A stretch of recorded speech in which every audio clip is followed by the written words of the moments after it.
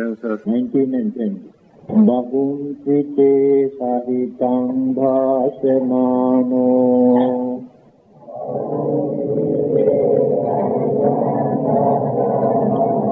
natakkaro hoti naropamatto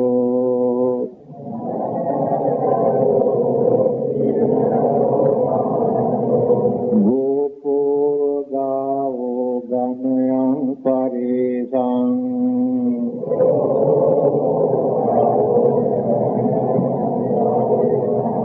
bhagavata manyasya hoti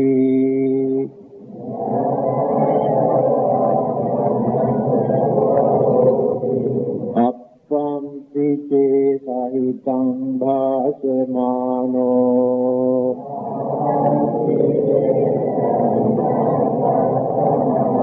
dhammasya hoti anudhammachari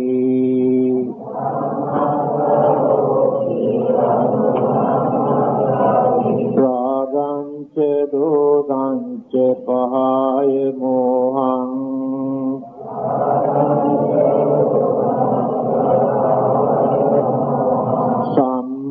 sammappadano suvimutta citto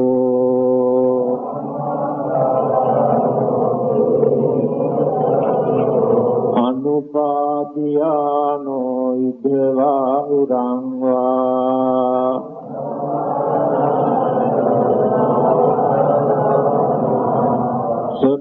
subhagavata manyasya hoti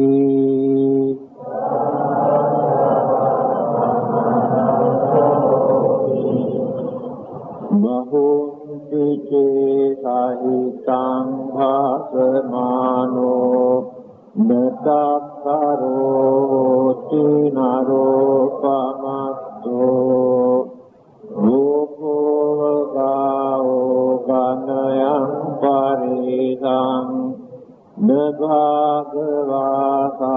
manyasya hoti appampi te sahitang bhasemano dhammasya hoti anudhammachari raganca dosanca pahaya mohang sammappadano suvimutta citto anupadiyano idva urangva sabhagavata manyasya hoti. The meaning: so much he recite the sacred text, but act not accordingly. That heedless man is like a cowherd who count others' time. He has no share in the fruits of the holy life. So little he recite the sacred text, but act in accordance with the teaching, forsaking lust, hatred and ignorance. Truly knowing, with mind well freed, clinging to know, here and hereafter, he shares the fruit of the holy life. These two stanzas the Buddha had to recite because of an incident. There were two monks.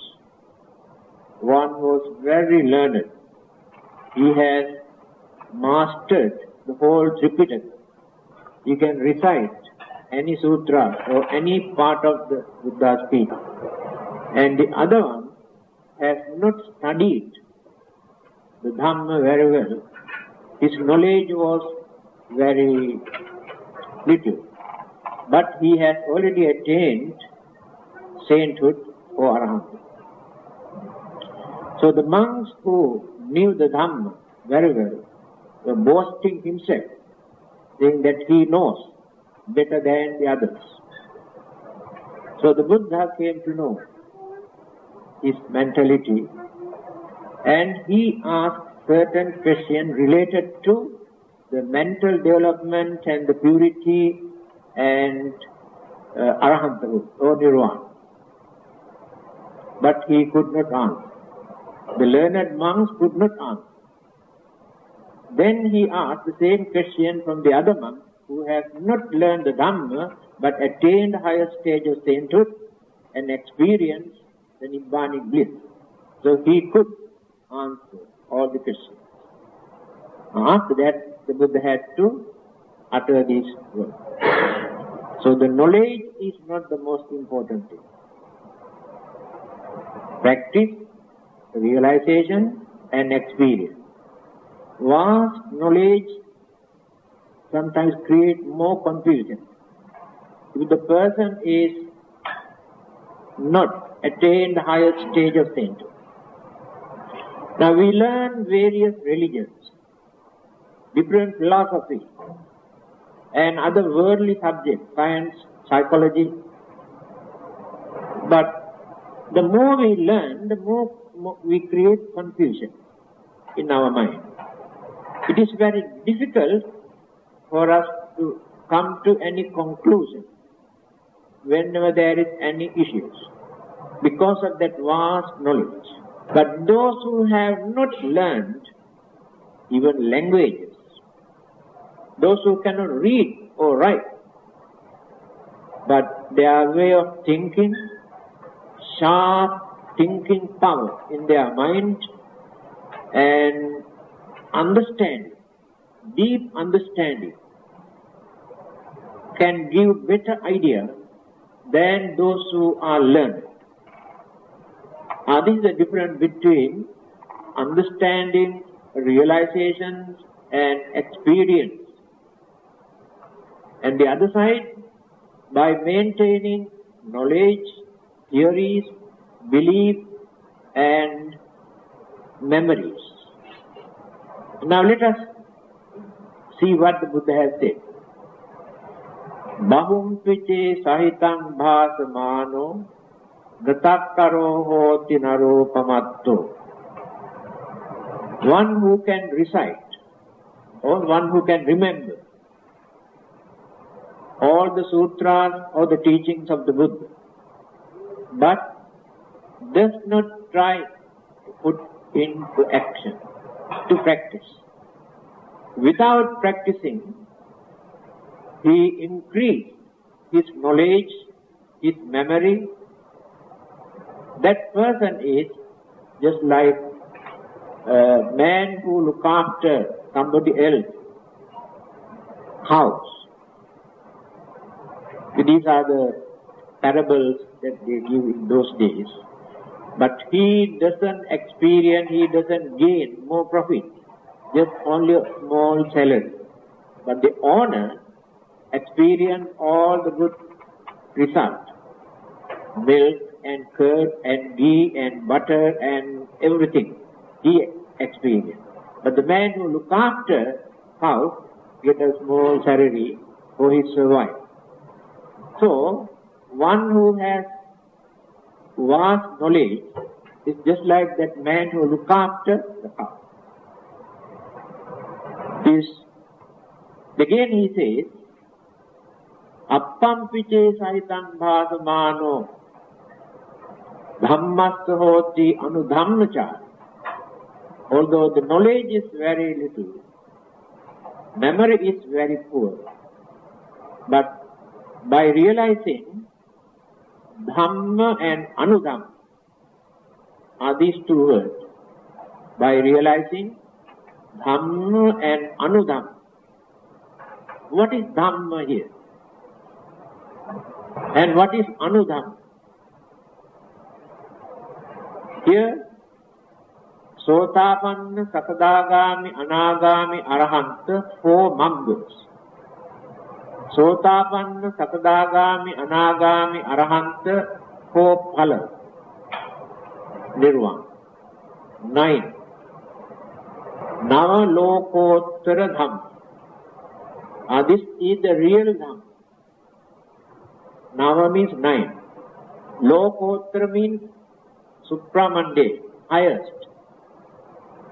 Not dealing with worldly things or worldly conditions, but above the worldly conditions. Navalokottara. Then what are these four? Sotapanna, Sakadagami, Anagami, Arhanta, Magga, means path. First, get into the path. Immediately after getting into this path, that person experience the good result. That we call phala. It is like this. Now you want to cross a river.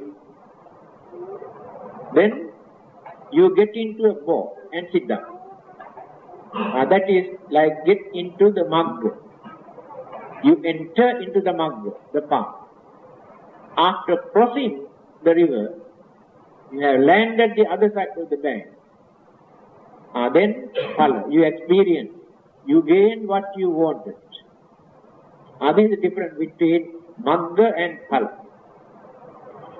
And I have explained how we can experience or gain these four magga and four phalas.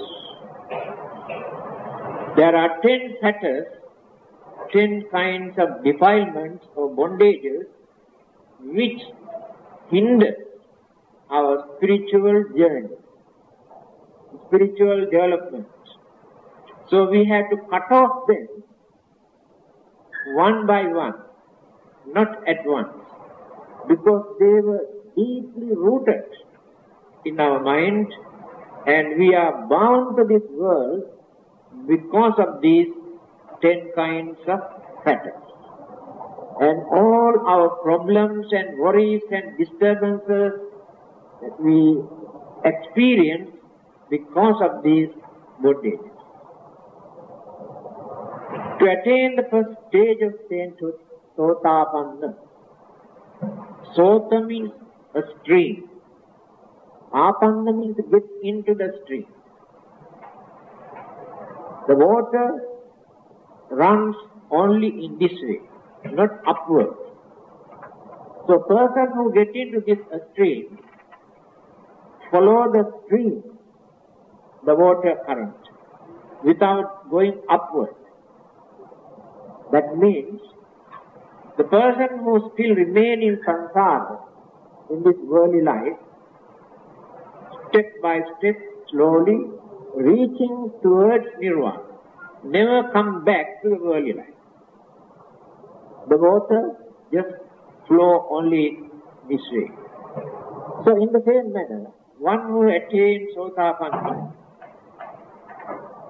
can guarantee that this person never becomes an animal after his or her death. Before that there is no guarantee. That this person never becomes a devil or ghost or spirit after attaining Sotapanna. This person never becomes either mentally retarded or mad person.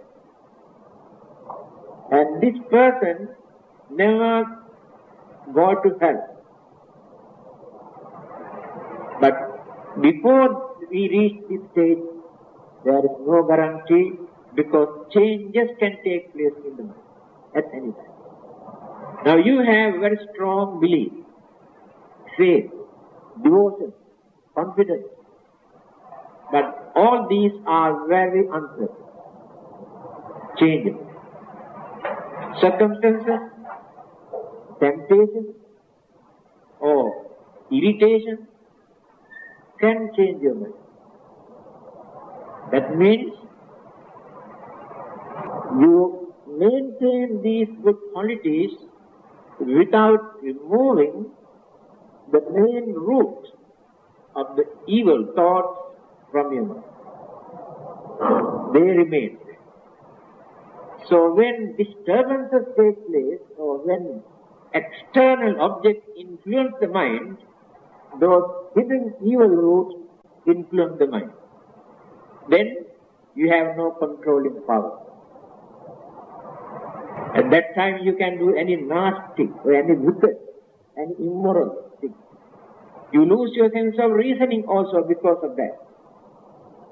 And this is the uncertainty. So what are these three that we have to eradicate completely in order to attain the first stage of sainthood? Sakkaya Ditthi, Vicikiccha, Silabbata, Parama. The belief that people maintain there is an eternal soul, Atma, either created by God or that come into existence automatically. And this eternal soul will be landed or reached either in heaven or Brahma world or somewhere else and remains forever as eternal or everlasting life. That belief is an hindrance for our spiritual development because there is no reality.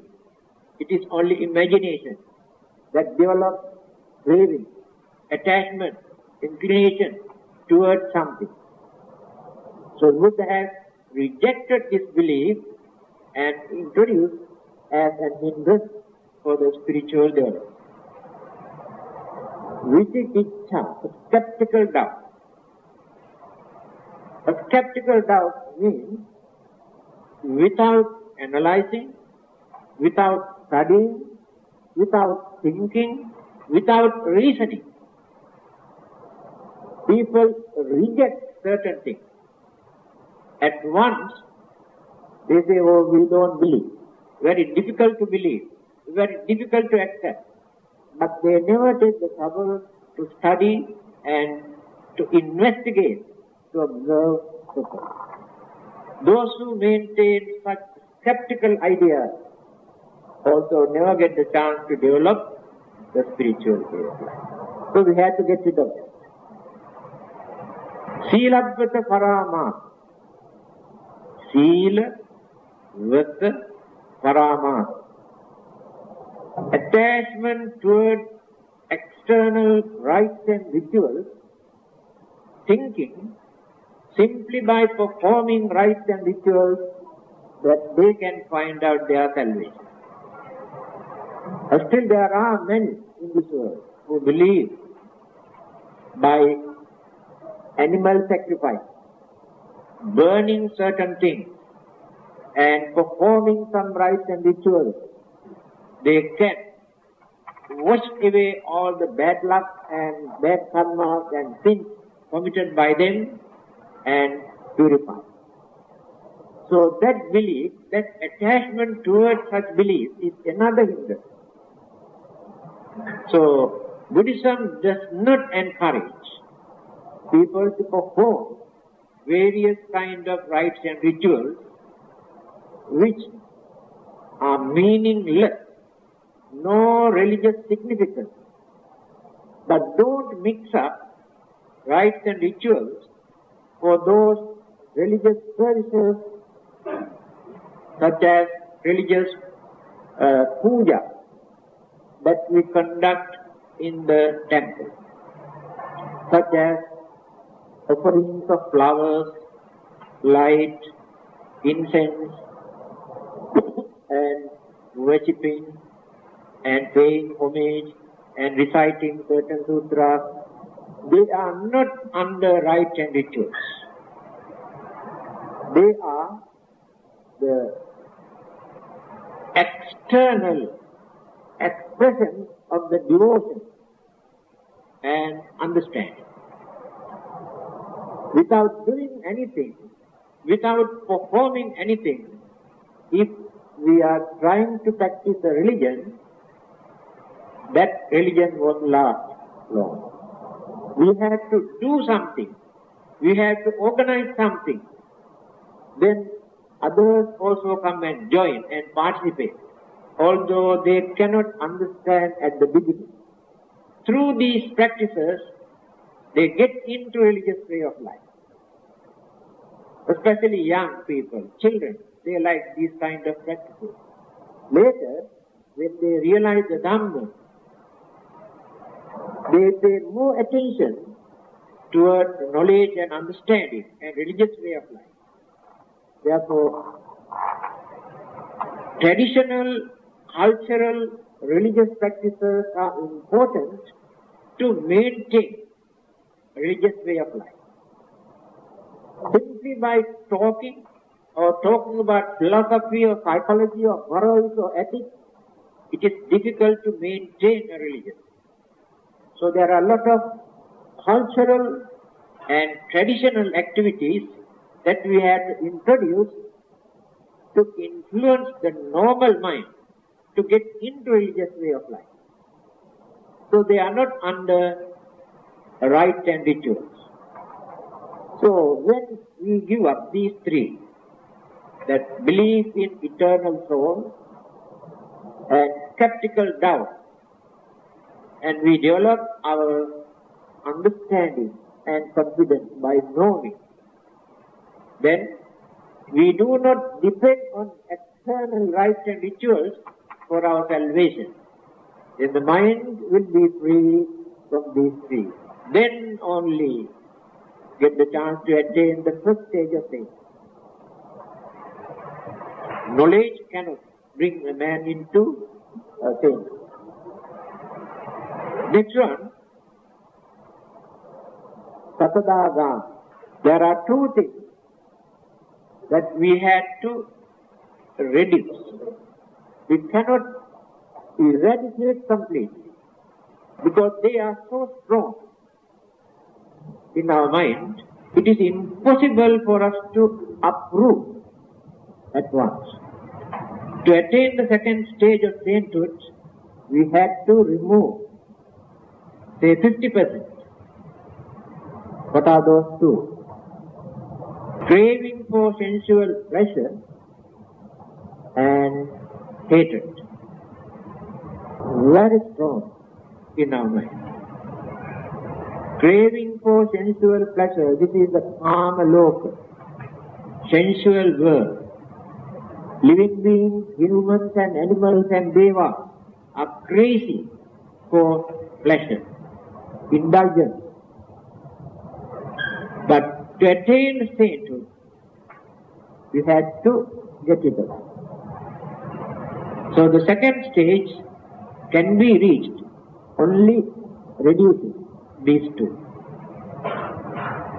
Hatred, it is not anger. Anger is emotion. Anger can be used for various good purposes. By expressing emotional feelings without creating hatred or ill will in the mind. Now parents show their anger towards the children, but they have no hatred in their mind. They shout, they beat, they threaten by showing their anger for good purpose, to train them, to educate them, for them to be good. The intention is good, but they show their anger. It is not, hatred is not anger. There is something inside the mind, keep as ill will, always waiting to see some sort of disruption. That is called hatred or ill will. So this one also very, very deep in our mind. So we have to reduce at least 50%. Then attain the second stage. That is called Satadagami. Sakat Agami, one return.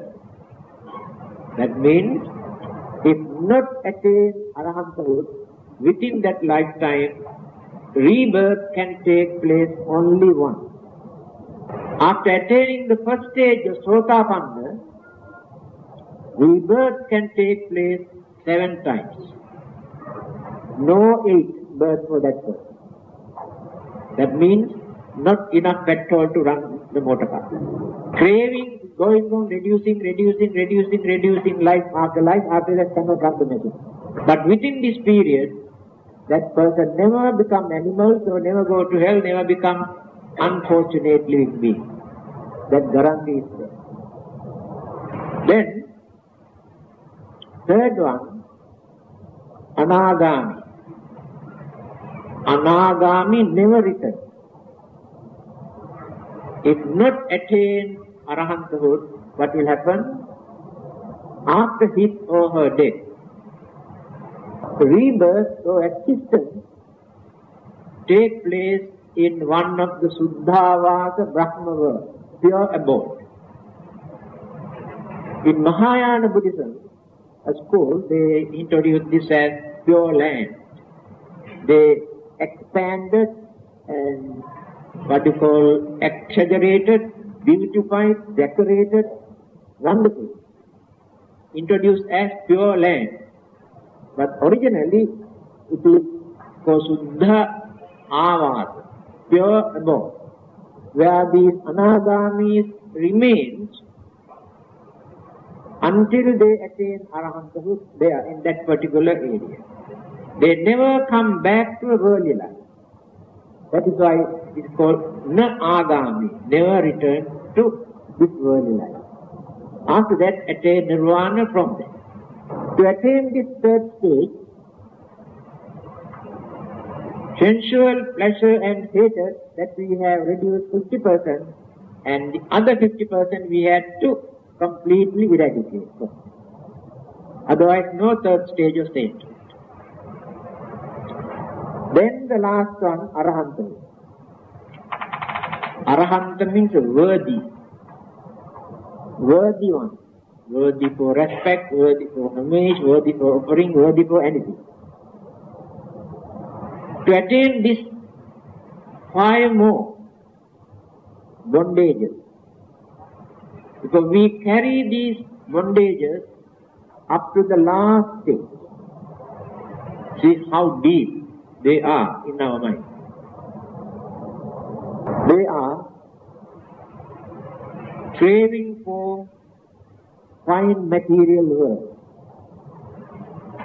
rupa loka. Craving for immaterial world, arupa loka. Then, mana, pride, conceit, uddhacca, restlessness in the mind, avidya, ignorance. Ignorance we carry up to the last stage. Craving for fine material world. People believe that life in Brahma world is higher, more superior than human and deva. And there they can spend thousands and thousands of years and very refined, very soothing, very peaceful, very contented life. So people like it. But they never think that this is also impermanent. That is not everlasting. Many people, even before and after the Buddha, maintain this belief. In Brahma world they can find everlasting life. The Buddha rejected that belief. It is not everlasting. Then the second one is arupa. The life without physical body. We cannot believe because we cannot understand. According to Buddha, it is the utter wasting. They can spend their millions of years. But one day, there will be an end to this life. So the Buddha did not encourage for people to develop their meditation for this attainment, and you have to give up this belief. But attainment of arupa loka is an illusion. You have to get rid of this belief. Third one is man. Nama means Christ. We have three kinds of mind. We are higher than the others. As a race, or our culture, our tradition, our language, our religion are higher than the others. That is Christ. Second stage,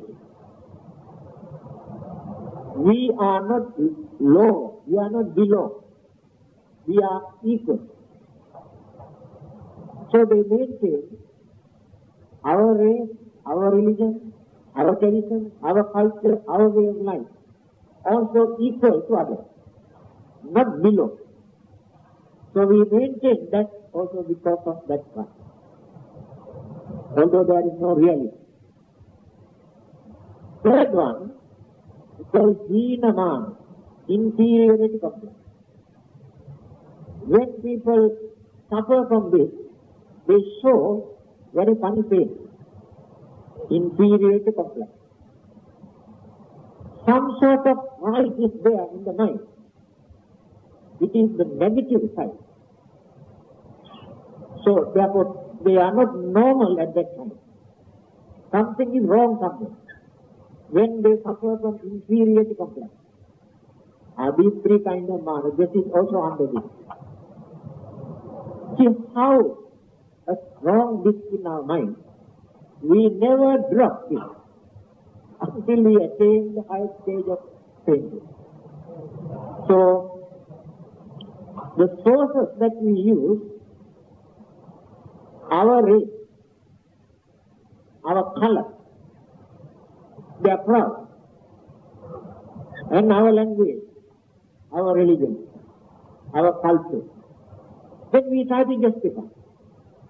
We are higher than others. And all these troubles and problems and discriminations and hostilities and calamities take place in this world because of that. So it is very difficult to think that we should not show any discrimination. We should not hostile towards others. Very difficult. So we maintain this. But by keeping that in our mind, we cannot attain Nirvana. Not allowed. Not welcome. We have to go through. Then, Uddhatya. This is another big problem. Restlessness in our mind. And we do not know where this restlessness comes from. We experience some sort of uneasiness, unhappiness. Something is wrong somewhere, but we do not know. And this is the nature of our mind. There are two reasons for that. Certain bad things that we have committed earlier, guilty concern, that feeling creates some sort of disturbances in the mind. That I have committed this, I have done this, I have done this. Another thing, certain concepts that they have been keeping in their mind for a long period, which was submerged. When the mind is not very heavy, when the other beliefs and concepts are not very strong, those hidden concepts again influence the mind. Subconscious mind. These concepts disturb the mind. So we have to cleanse the mind by uprooting all the existing defilements from the mind. Otherwise, there is no arahanthood or salvation or religion. That restlessness disturbs the mind. Last one is avidya. Avidya means avidya. Difficult to see the things properly. The meaning of the word. The difficulty that we experience to see the things properly. We always take the wrong identity. Our definition, our recognition, our analysis, our interpretation are only superficial, only outlook. But we do not know how to analyze and open and see what it is. And that is foolishness. It is true.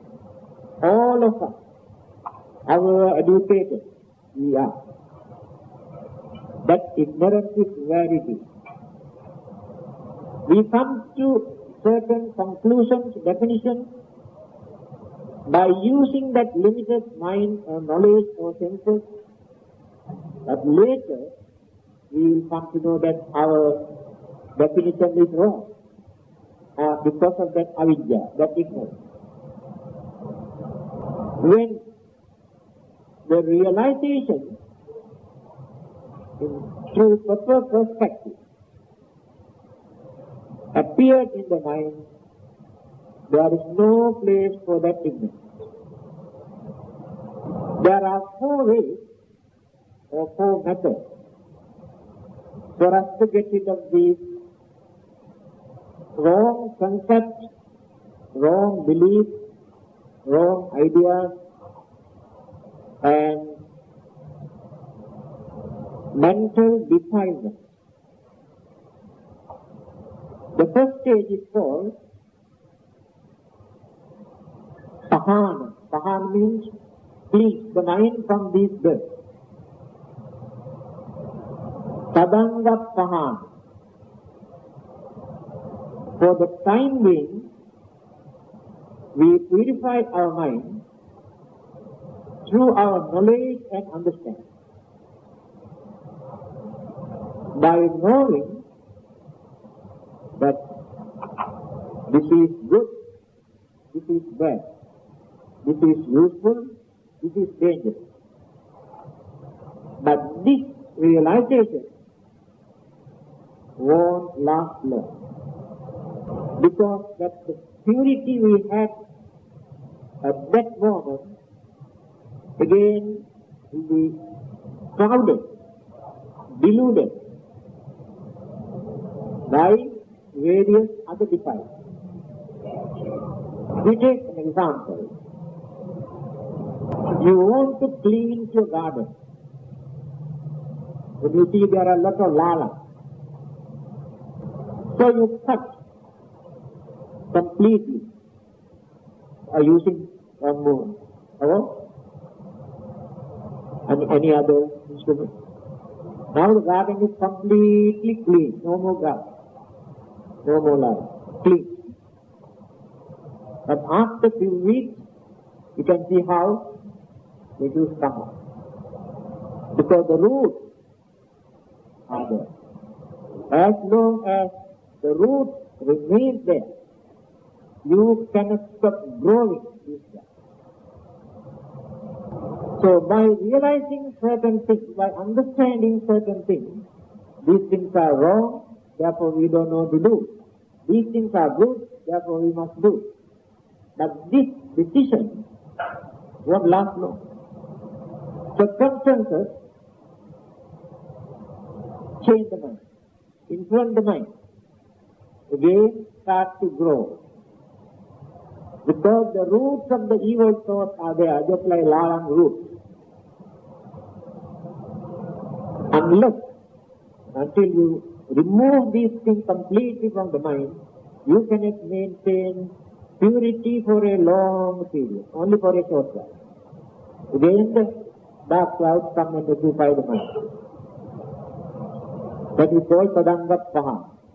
Next one is Viksandana Pahan. Through meditation, people attain jhana stage. Prathama-dhyana, Ditya-dhyana, Tatya-dhyana, Chatushta-dhyana. There are 8. When they attain this dhyana, by suppressing their evil thoughts or mental defilement, they gain very energetic, very powerful mental energy to maintain purity, to lead pure religious life. But can maintain for a certain period. Through dhyana, a person cannot eradicate all the defilement from the mind. Again, since this person has not eradicated the roots of the evil, craving, hatred and illusion from the mind, slowly these things again start to grow. After growing, then become the defilement, then they occupy the mind. Then develop craving, attachment, and hatred and illusion.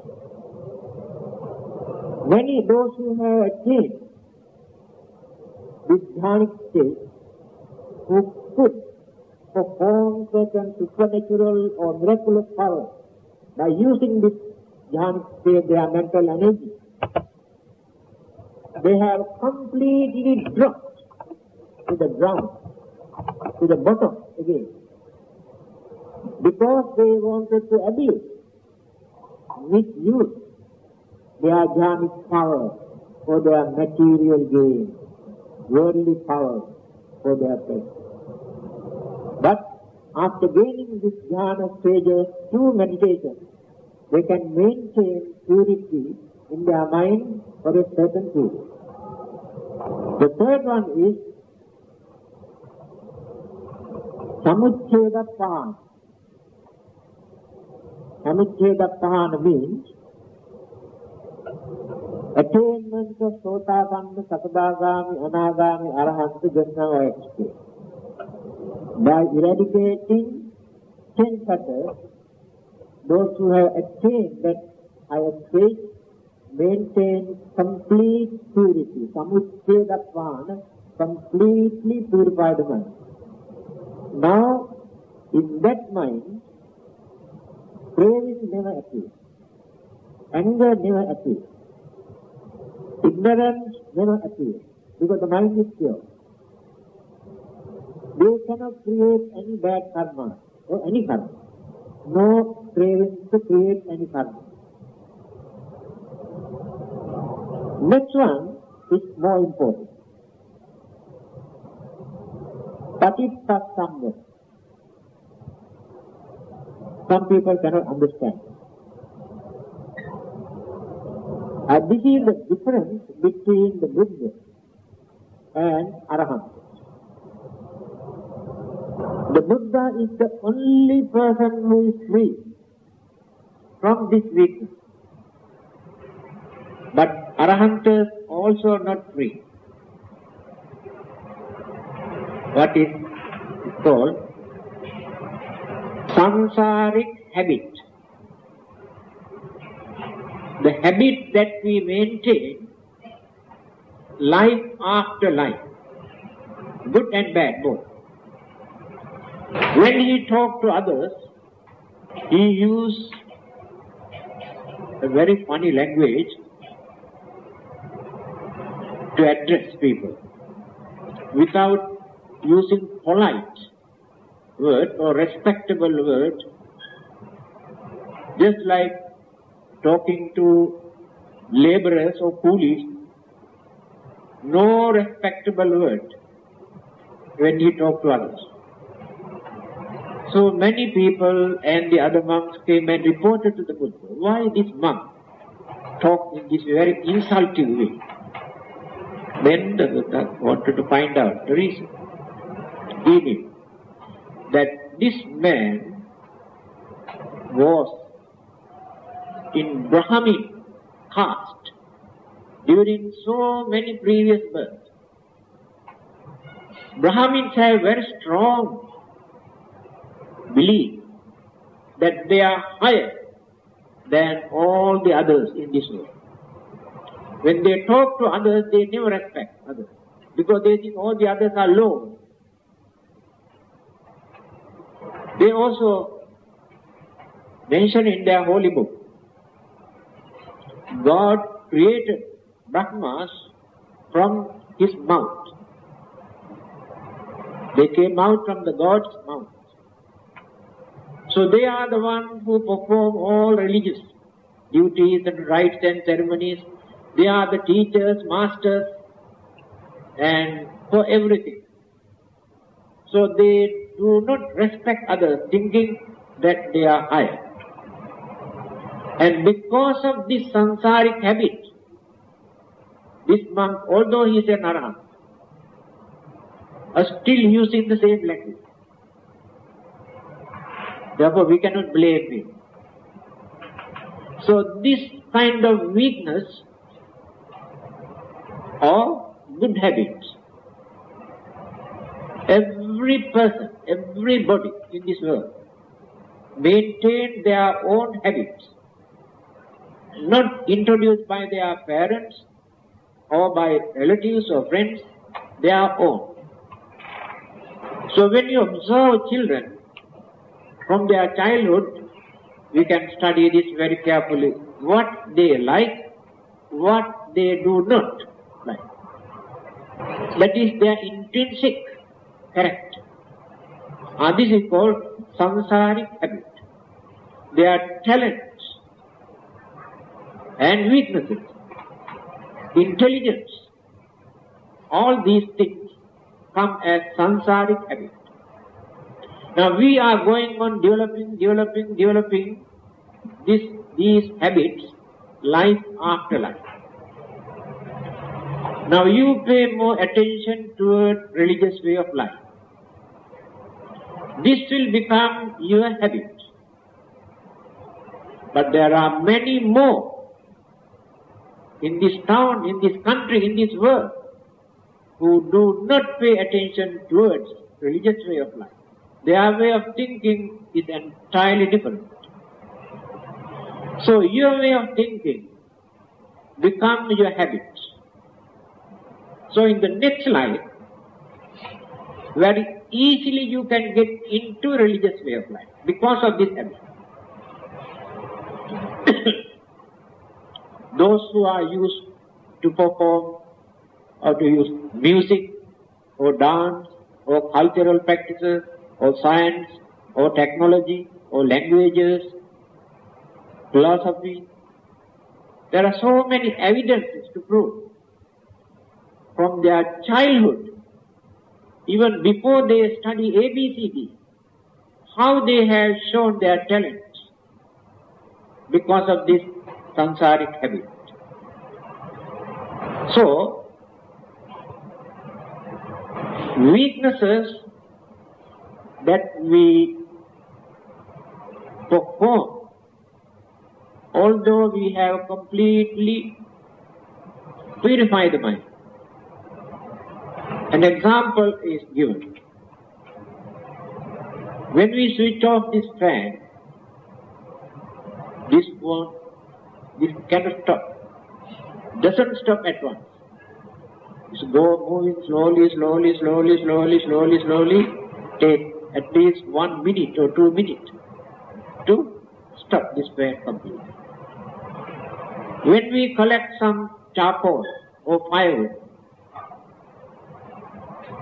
for cooking or boiling water here on the ground, after that we completely clean the place. But when you touch, you can see it's still very warm. Our samsaric habits are like this. Although the mental defilements were removed from the mind, still habits remains. So the Buddha is the only person who is free from this. Even Arahantas also, but they don't commit any bad things or any bad karma. Certain things which are regarded as mistake. Then, now you can understand how difficult it is for us to maintain complete purity in our mind. The reason is, our minds are actually just like dustbin, collected rubbish life after life. We are going on collecting more rubbish than good things. Very seldom we collect good things. We do certain things, we say certain things, we think certain ideas, either to create our craving, or our anger, or our jealousy, or ill will, or ignorance. Very seldom we do something to develop the mind, but to add more and more rubbish into the mind. So we are going on collecting, accumulating so many layers. So the difficulty that we are experiencing within this lifetime is how to remove, how to cleanse the mind completely. Not so easy. Some people come and say, oh, this modern Buddhism is a shortcut to Nirvana. Within this lifetime we can send you to Nirvana. They try to introduce in this way. But when you use your common sense, you can understand. To get rid of one weakness from your mind, one lifetime also not enough. Can you get rid of your jealousy? Although you work throughout your life. What about the rest? They talk rubbish, to mislead people. We can send you to Nirvana within this lifetime. Here the way how the Buddha tried to introduce. Why the Buddha had to work such a long period to purify his mind, to gain his wisdom and enlightenment, if it is so easy? You think the Buddha's mind is not computerized. It is a gradual development. You cannot put the diskette at one and press this button, there, the Nirvana is there now. There is no that type of Buddhism. Now the meaning I have explained. The knowledge that we accumulate by learning does not serve the purpose. Although the knowledge is very poor, if we use our effort to purify the mind, then we experience better results. I have mentioned an item in my book, What Buddhists Believe. A French scholar has written a book. The title is Learned Ignorance. He explained in his book, the more we learn, the more we enlarge our ignorance. He is correct. That is what the Buddha says here. You can say, you know Buddhism, Christianity, Islam, Hinduism, Judaism and all the existing religions. You know philosophy, psychology, modern science and biology, chemistry, geography, everything. You know language, Chinese, English and Latin and Greek and everything. But still you are stupid. All these things you have accumulated in your mind, collected, but your jealousy, your anger, your greed, all these things are still boiling inside you. That is why he says, the more you learn, more you enlarge your craving, the more you enlarge your pride, the more you enlarge your ignorance, because you create imagination. That is what the Buddha says. You can learn whole Tripitaka, 45 years teachings of the Buddha, you can utter every word of the Buddha, but never practice. Useless. No meaning at all. Even without learning, by using your common sense and understanding, realizing this is right, this is wrong, that is enough. Don't go beyond that. If you practice this, you can see the better result than developing your knowledge and memory. So the practice is more important than the knowledge. But in another place, Pariyatti, Patipatti, Pativeda. Three aspects. Pariyatti, knowledge. Without knowledge, when you are going to practice, you make mistakes. Therefore, knowledge is important to practice correctly, without making mistakes. After practicing, Pativeda, realization, you realize and experience. So only three things we have to do. First, we have to study. After studying, we practice. After practicing, we realize and experience. So knowledge also important, but knowledge itself doesn't serve any purpose if there is no practice.